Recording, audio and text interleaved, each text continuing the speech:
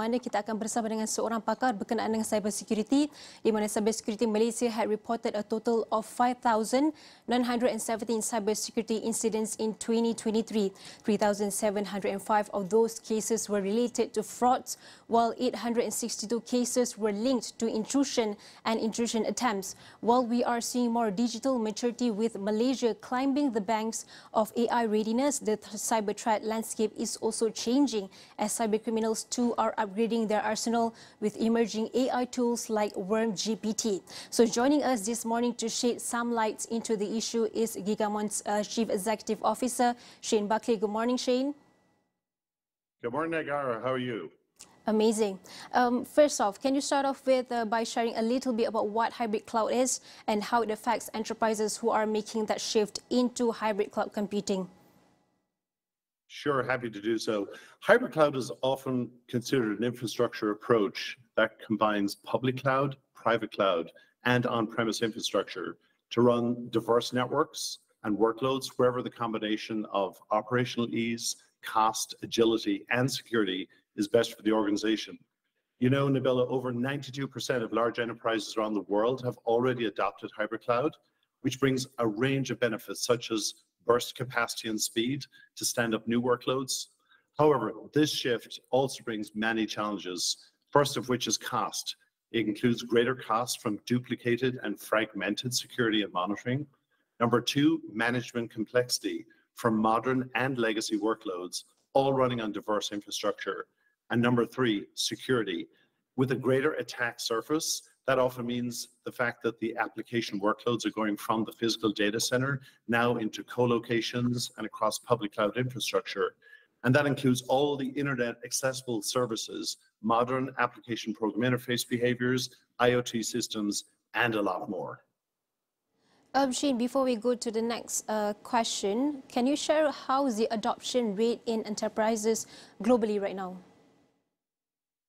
So the adoption rate of enterprises is over 92% on a worldwide basis. Now, of course, that varies region to region and also vertical market to vertical market. What we're seeing is in many government, service provider, and large enterprise environments, hybrid cloud architecture is the way forward. It's the most scalable, it's the most diverse systems that these organizations are looking for. Shane, what are some of the key cybersecurity challenges enterprises face in the cloud so far?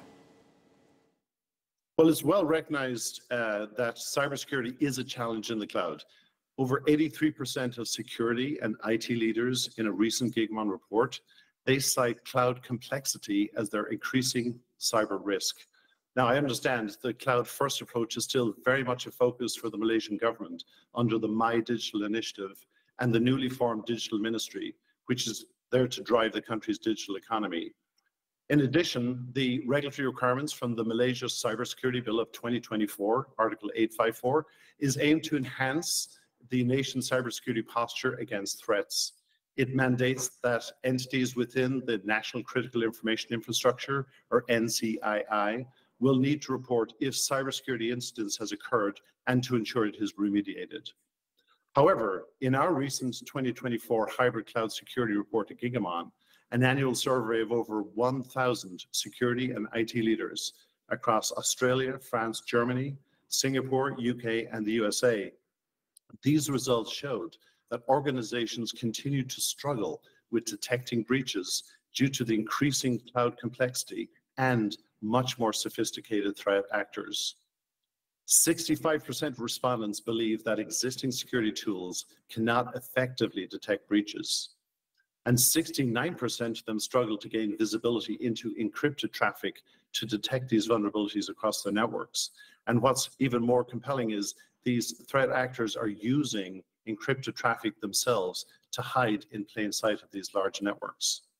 The other point I'd like to make is that talent shortages are acute, and they're also a big concern in Malaysia, where alone it is estimated that 12,000 more cyber experts are needed to manage effectively digital threats. And these greater risks, plus talent shortage, means that organizations must make efficient and effective decisions and investments to see what is happening in their environments, especially if they're able to detect and contain what's called lateral movement, or the movement of threat actors from physical data centers through to co-locations to the cloud, and contain these breaches. And when all these challenges that you mentioned just now, can you lay out all the strategy that they can use to mitigate all this risk? And what are some of the best practices for enterprises to improve their cloud security posture? Absolutely.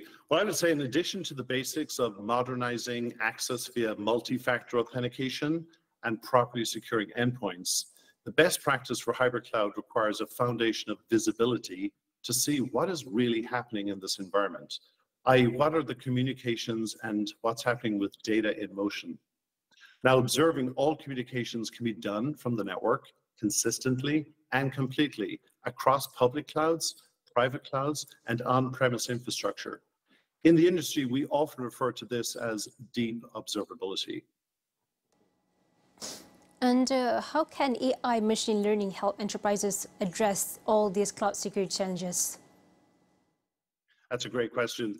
In fact, AI and machine learning, often referred to as AI ML, in some ways has been used by security professionals such as Gigamon for a very long time. We've had anomaly detection, we've had automated baselining, and suggested responses based on context.